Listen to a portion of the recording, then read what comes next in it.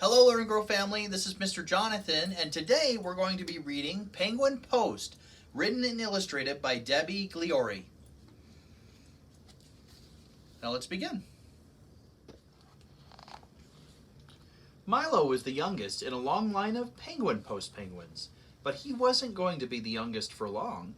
Mom had laid an egg, and soon there would be another little penguin in the post office. Milo wasn't sure how he felt about this. "When will he hatch?" he asked. "Soon," said his mom.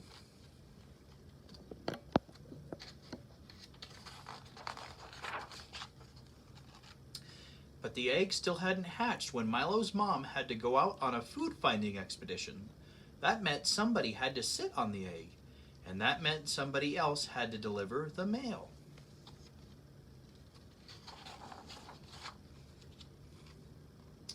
"You sit on the egg," said Milo's dad. "No, I want to deliver the mail," said Milo, tipping over the bag and grabbing a large parcel. With a sigh, Milo's dad laid the egg down and stuffed the mail back into the bag. Milo read the address on the parcel.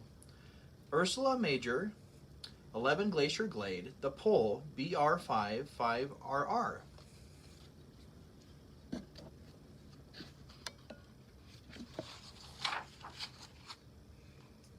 Milo set off across the ice until he reached the gate of number 11. He watched as Mrs. Major opened her parcel. "What are these feathers for?" he asked, chasing a handful across the garden. "I'm going to fill a quilt for Baby Bear with them," explained Mrs. Major. "How's the egg?" "Not hatched yet," said Milo. The next parcel was soft and squishy and absolutely enormous. The label read, "Mama Oos, Treetops, Skating Lane, The Pole, SL1PPY." Slipping and sliding, Milo made his way uphill to Treetops. Mama Oos was waiting for him. "At last," she said. "Baby Mooseline will be so pleased. How's the egg, by the way?" "It's still an egg," said Milo, hauling the parcel inside. Mama Oos cut the string, snip, tore the brown wrapping paper, rip, lifted the lid on the box, creak, and took from the tissue paper, scrunch, a singing, ringing moose papoose. When Milo left, Mama Oos was still trying to work out how to put the moose line into the papoose.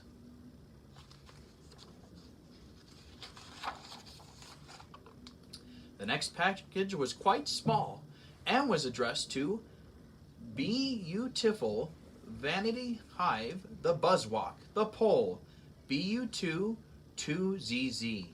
It was quite a long way to Vanity Hive, so Milo took the shortcut.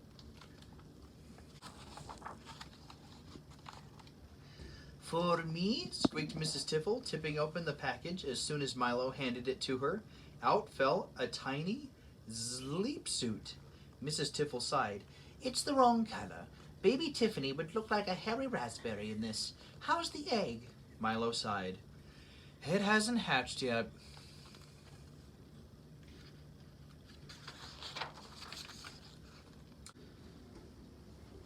The next parcel was a most peculiar shape. Milo read the label and groaned.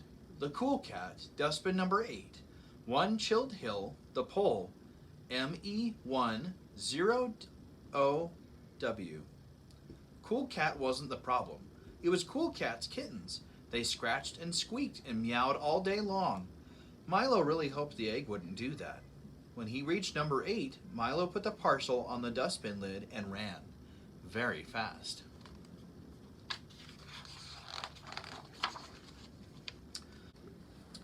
The sky was growing dark, and Milo wanted to go home.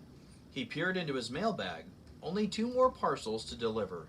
He pulled out a small box addressed to Stella Polaris, over the pole, the Milky Way, the cosmos, the universe. Milo sighed.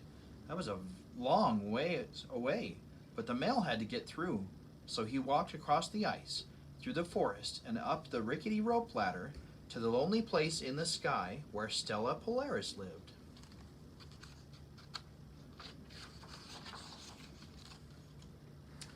"Miss Polaris," he called, "I have something for you." "Thank you, Milo," she said. "I hope this is what I think it is. I've been waiting such a long time." Stella Polaris opened the box. Inside was a tiny glass bottle. "It is!" she cried, unstoppering the bottle and sprinkling its contents across the sky. Milo rubbed his eyes. In front of him, the darkness was peppered with little lights as the sky filled with thousands of baby stars.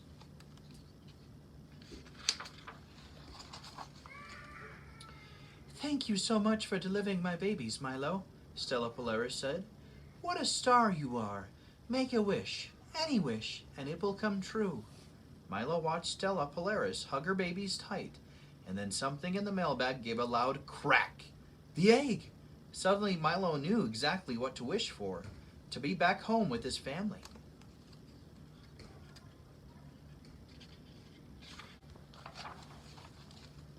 With the egg held safely in his arms. "Special delivery," he called. "For us?" asked Milo's dad. "I love surprises in the post. Let's unwrap it." "I think it's unwrapping itself," said Milo.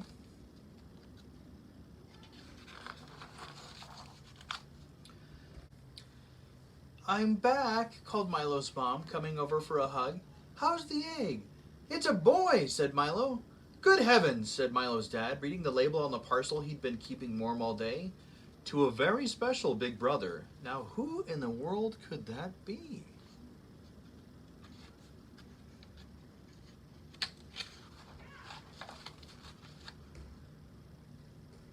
That's the end of our story today.